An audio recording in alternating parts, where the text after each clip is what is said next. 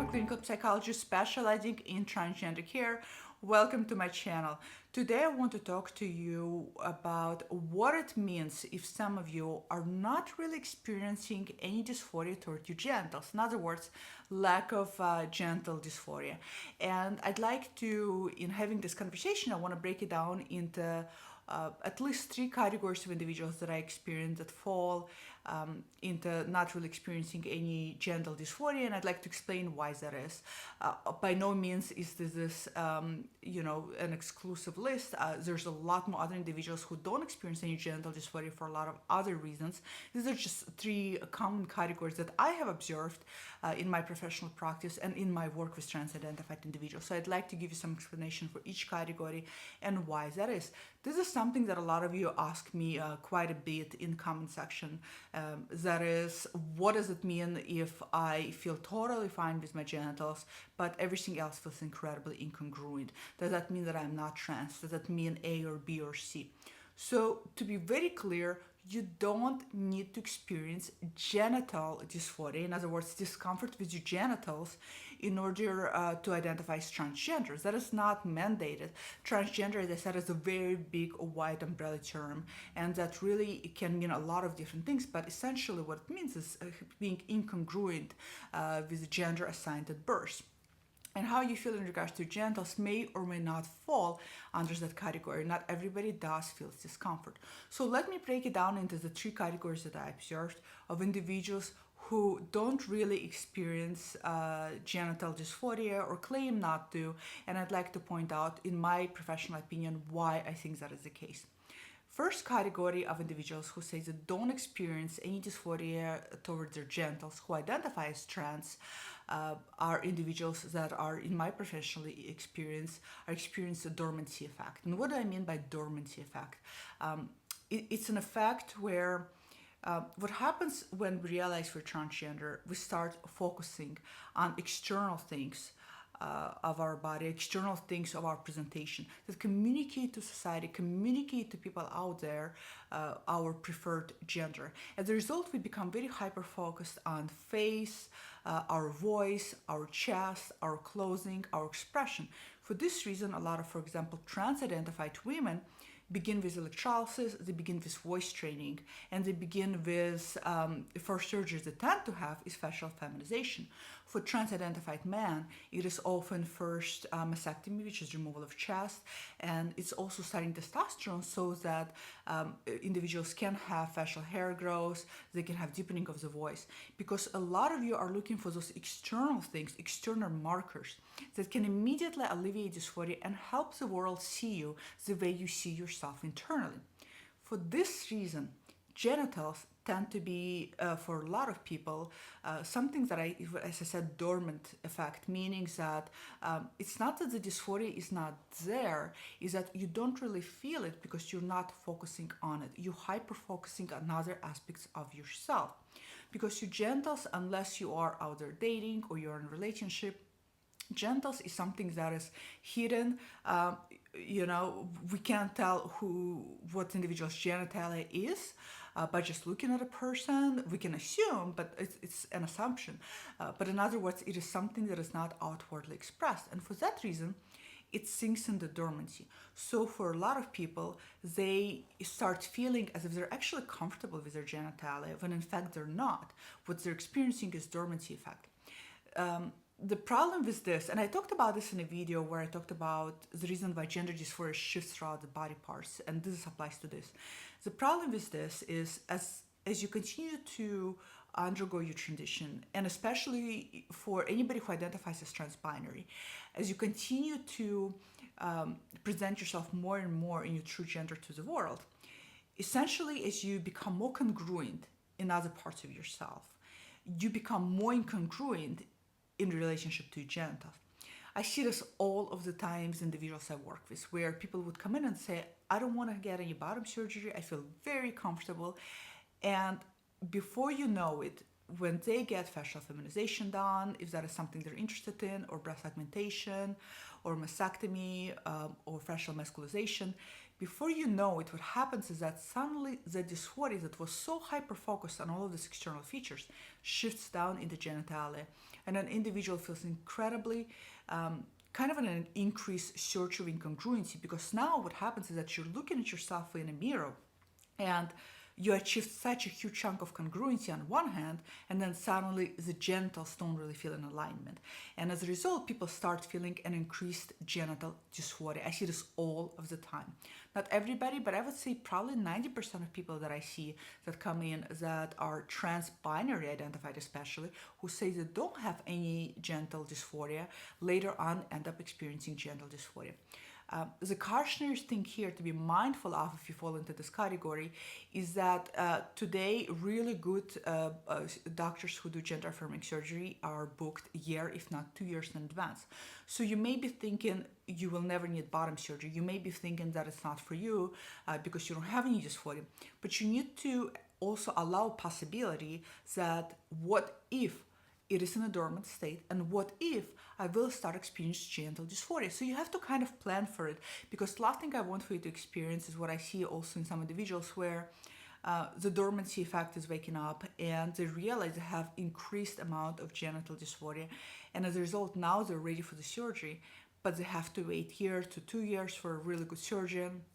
And that can be very, very difficult dysphoric time, because as those individuals have pretty much come to completion of what they see as transition for themselves. Now they're ready to go out there, they're ready to socialize, they're ready to date, they're ready to have relationship.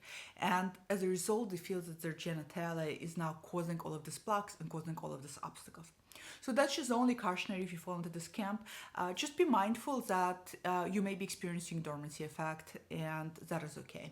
So that's the first category of people who claim they don't experience any genital dysphoria. The second category of people who say they don't experience any genital dysphoria, in my experience, are people who fall into a little bit of two subcategories. One is these are people who are in relationships. They either had been in a long-term marriages or long-term relationships prior to transition, and their partners are okay with their transition. And as a result, these individuals are very comfortable with their genitals because they're still sexually active. They're really not really interested in getting surgery because they don't want to, due to mutuality and mutual discussion between the partners, they decided that they don't want to alter their sexual routine. So those individuals tend to be comfortable. And I think also the dysphoria tends to really decrease for those individuals in regards to their genitalia, because they've been with the partners that accept them, they've been with the partners that love them, they get that unconditional support and love, and there's no need, not that there's no need, but there's lack of dysphoria in genitalia because they have all of that contextual things abiding them. And I think that's what really helps those individuals. From period of time to time, they will experience slight feelings of dysphoria sometimes, but usually they tell me that they're really comfortable. These are individuals who tend to fall into a little bit older category. They've been with their partners for a long time, and they're really also not interested, given their age and where they're at in their life, to go through complicated procedures such as bottom surgery in order to achieve that congruency, because they feel congruent. They feel like they're being seen and loved for who they are by their partner, and they are able to go on with other aspects of transition and be able to achieve that. So that is one subgroup category of individuals. Second subgroup of categories that falls into the second category are people who are either they're escorts or sex workers, or, and by the way, when I say that with the utmost respect. I have a lot of friends who in a sex work, and I absolutely respect what they do, what all of you do, if any of you watching it. So it's basically anybody who uses their genitalia in order to make money. And that is a totally fine decision to make when it comes to have gender surgery or not. And as a result, a lot of those individuals don't really experience any genital dysphoria, because when you are when you have that type of, or any kind of really sexual relationship, I would say, with your genitals, for some people, they're able to shift the internal paradigm from looking at their genitals not as a symbolic representation of male or female, but as just symbolic representation of sexuality, as a sexual organ, as an organ that is able to give pleasure and receive pleasure. As a result, they're not really blocked in terms of gender specifics when it comes to genitals. And that's another second category of subgroups of people who don't really experience any genital dysphoria. The third category that I see of people who claim they don't experience any genital dysphoria are people who genuinely completely comfortable with their genitals.